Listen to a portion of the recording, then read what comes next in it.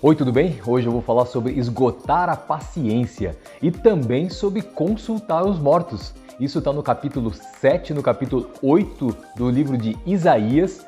Você está no canal Somando Mentes, meu nome é Eduardo e para começar, capítulo 7, versículo 13 vai dizer assim, ó: Então o profeta disse: Ouçam bem, descendentes de Davi, não basta vocês esgotarem a paciência das pessoas? Agora vocês também querem esgotar a paciência de Deus? E ele segue: Por isso o Senhor mesmo lhes dará um sinal. Vejam, a virgem ficará grávida, ela dará à luz a um filho e o chamará de Emanuel.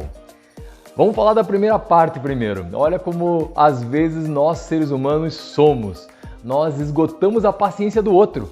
Nós levamos o outro ao limite, nós esgotamos até que o outro lado de repente vem contra nós e reage à nossa agressão. Pode ser física, pode ser verbal, tanto faz. E de repente, nesse momento, a gente ainda se acha na condição de vitimizado. Olha só como é que essa pessoa reagiu dessa forma. Reagiu dessa forma de repente porque a gente levou ela ao limite dela. Então, o ponto aqui é nós observarmos a importância de autocontrole, de domínio próprio, de não provocar a ira no próximo. E a Bíblia é clara quanto a isso. Não instigar a raiva no outro, controlar as nossas palavras.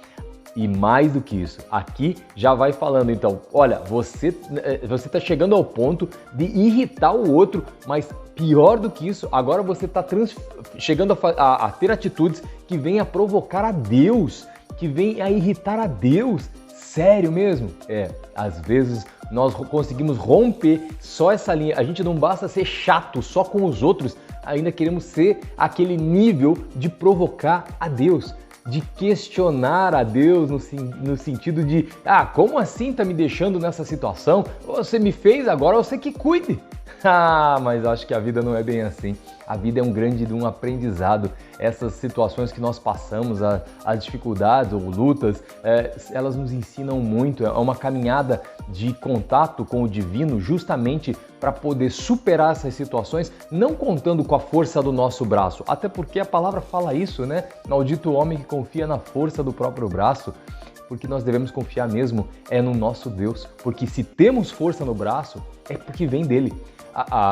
Então esse relacionamento harmônico nós devemos buscar sempre, buscar a paz com os outros e, claro, acima de tudo, buscar esse relacionamento e buscar a paz de Deus. Não é buscar a paz com Deus, porque com Deus sempre há paz. O lance é nós estabelecermos esse relacionamento, essa relação de paz com Jesus na nossa vida. E o Espírito Santo está aqui para justamente nos ajudar nesse processo de transformação e de estabelecer um novo comportamento, um novo eu todo santo dia.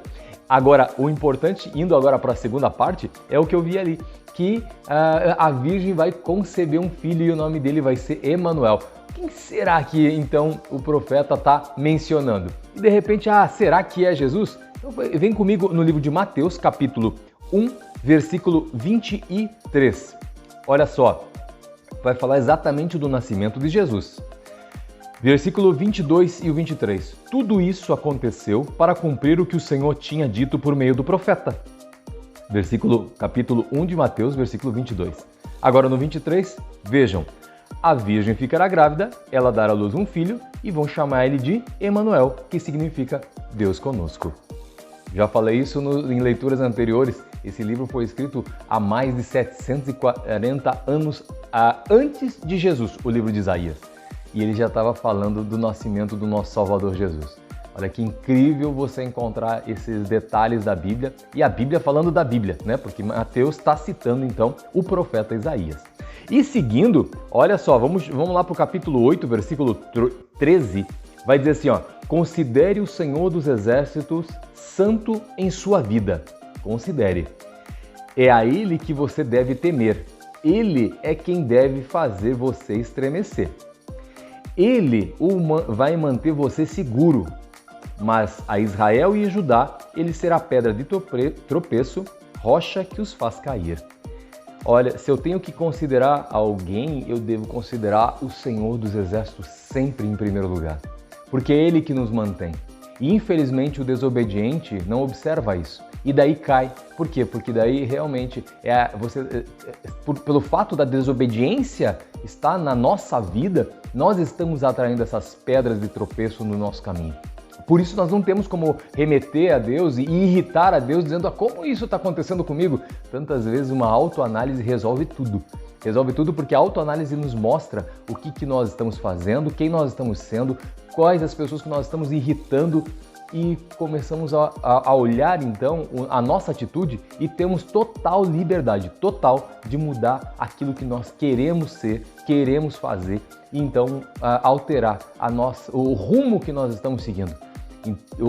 Tudo vai começar aqui dentro e vai refletir nas nossas atitudes, nas nossas palavras, no jeito de ser, e buscar transformação é algo que deve ser feito de um modo constante. Afinal de contas, a vida muda todo dia, tudo está em constante transformação.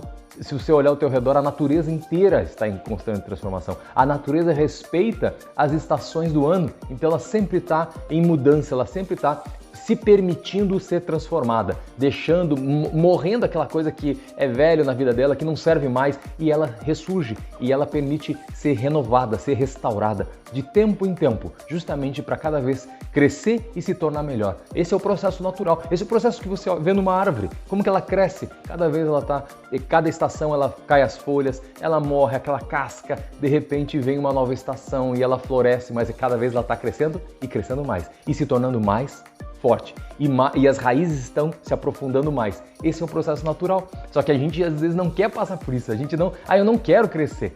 Eu sei, crescer dói, mas é o processo que nos faz justamente melhorar.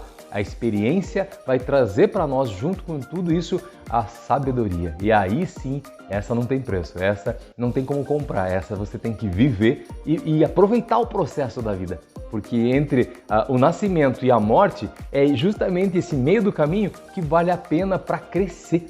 Por isso, olha só, quando eu vejo aqui muitas pessoas às vezes, mas e agora? Eu vou consultar aqui, vou consultar ali, ficar pulando que nem pipoca de um lado para o outro. Mas a Bíblia vai falando uma coisa muito séria. Olha o versículo 19.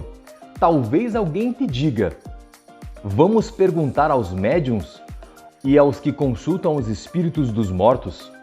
Com sussurros e murmúrios, eles nos dirão o que fazer. É verdade. Mas será que o povo não deve pedir oração a Deus, então? Não é oração. Mas fala aqui, mas será que o povo não deve pedir orientação a Deus? Olha, e mais uma pergunta. Será que os vivos devem buscar orientação de mortos? Chega a ser irônico. Claro, porque no momento de dificuldade, vem gente de tudo que é lado, às vezes dando soluções as mais loucas possíveis.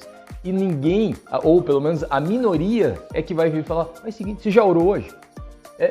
Posso orar por você? Mas você já fez a sua oração? Sabe, o básico. E o básico que resolve tudo. Mas não, vamos consultar mortos, vai que o morto traz a resposta. O morto não sabe nada, porque ele já morreu, a sabedoria estava em vida, ele passou para o outro lado, agora ele está tendo é outro processo, é outro momento, literalmente é outra vida. Porém, a gente não acredita nisso. Então vem comigo ali, livro de Eclesiastes, capítulo 9, versículo 5, vai dizer assim, desse jeitinho. Os vivos, pelo menos, sabem que vão morrer, mas os mortos nada sabem. Nada sabem. Tá vendo como que a palavra ela grita para nós as respostas que a gente precisa? Se está passando por um problema, não vai consultar mortos, porque os mortos não sabem nada. E como diz ali, né? Será que não seria conveniente, então, pedir a orientação de Deus? Será? Será que não? Claro que seria! Esse é o básico, vai fazer o básico e ele vai falar com você, ele vai dar resposta, ele vai dar solução, ele vai mover o teu espírito para entender o que realmente deve ser feito em cada uma das situações. Deus abençoe sua vida, Deus abençoe sua família. Compartilhe esse vídeo, leia a Bíblia e se liberte. Até o próximo. Tchau!